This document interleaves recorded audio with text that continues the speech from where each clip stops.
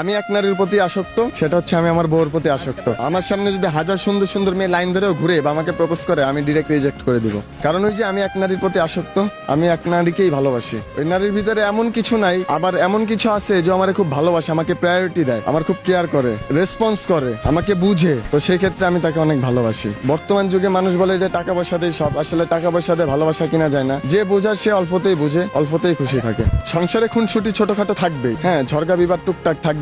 ওই ঝগড়া বিবাদের মাধ্যমেই একে অপরের ভালোবাসাটা, বন্ডিংটা আরো ভালো থাকবে। তো ওই কারণে আমি মনে করি যে খুনসুটির ভিতরেও অনেক ভালোবাসা থাকে। যেমন আমাদের ভালোবাসা অনেক, আমি এখন ওকে ভালোবাসি, ও দেশে থাকে, আমি ঢাকায় থাকি। ছুটিতে আমি যাই, তখন একসাথে ঘুরি, ফ্রি সবকিছু করি। ঢাকায় যখন থাকি আমি ওকে খুব মিস করি। আমি বলতে চাই আমি ওকে সবসময় ভালোবাসি, সবসময় মিস করি। ওর ফ্যামিলির কেউ জানতো না, ওর ভাই জেনে গেছিল। ওর ভাই আমার ফ্রেন্ড হয়, আমাকে লাইক করতো, আমিও লাইক করতাম। বিয়ে যে করব এটার চিন্তা ভাবনা আমার ছিল না, কিন্তু ওর যে আমার যে সুমন্দি বউ, সে বলছে যে ভাই বিয়ে যদি এখন না করেন তাহলে কিন্তু ভবিষ্যতে এই মেয়েকে আর পাবেন না। তো এই কথার পরিপ্রেক্ষিতে আমি, ওই মেয়ে আমাকে মানে হেল্প করে, আমার সুমন্দি বউ হেল্প করার কারণে পরে ওই মেয়েটাকে নিয়ে আমি ভেগে যাই। 2 দিন বাইরে ছিলাম আমার এক বান্ধবীর বাসায়। ওকে আলাদা আমার বান্ধবীর সাথে রাখছিলাম, আর আমি আমার বান্ধবীর ছোট ভাইয়ের সাথে ছিলাম। আমার নামে মামলা মোকদ্দমা কেস টেস করে দেন আমি চলে আসছি। আসার পরে মেয়েকে থানায় নিয়ে গেছে। নিয়ে যাওয়ার পরে ওসি জিজ্ঞাসা করছে, ওসি রুমে নিয়ে ওসি স্যার বলতেছে যে তুমি কি চাও? বলে আমি এই ছেলের সাথে সংসার করতে চাই, এই ছেলের সাথে থাকতে চাই। বলে তোমার তো প্রাপ্তবয়স্ক হয় না। তখন বয়স ছিল 16 বছর,